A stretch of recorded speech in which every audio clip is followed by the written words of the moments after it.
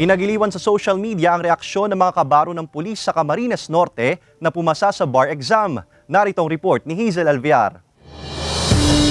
Kinagiliwan ang video ng mga tauhan ng San Vicente Municipal Police Station sa Camarines Norte habang nanunood sa live broadcast ng resulta ng 2023 bar examination kahapon. Isa lang naman kasi ang kanilang Deputy Chief of Police na si Police Captain Roslan Gonzales na natatanging PNP personnel sa lalawigan na nakapasa sa bar exam. Ang tensyonadong pag-aabang sa anunsyo ng mga nakapasa ay napalitan ng hiyawan ng mga personnel sabay buhat sa kanilang Deputy Chief. Hindi masabi kung ano yung saktong salita para ma-express yung nararamdaman na kasiyahan. Magandang pamasko daw ito sa kanya at sa kanyang pamilya. Kwento ni Gonzales, unang pinangarap niya ang pag-aabugas siya bago ang pagpupulis. Subalit sa hirap ng buhay ay pinili niya ang landas ng pagiging pulis. Pero dahil sa kanyang determinasyon, kumuha siya ng abugas siya habang nasa serbisyo. Nakatulong pa nga raw ang pagiging pulis nito. Hindi ganun kadali mag-aral ng law, especially kung nagtatrabaho na, dahil mahirap i-manage yung oras sa trabaho, oras sa pag-aral. Although ang advantage nga lang sa part ko,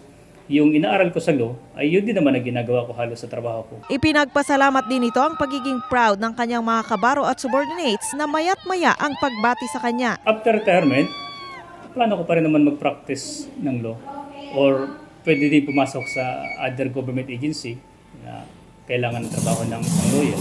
Payo nito sa mga hindi nakapasa na patuloy lang na sumubok at samahan ng panalangin. Hazel Alviar, Balitang Southern, Tagalog.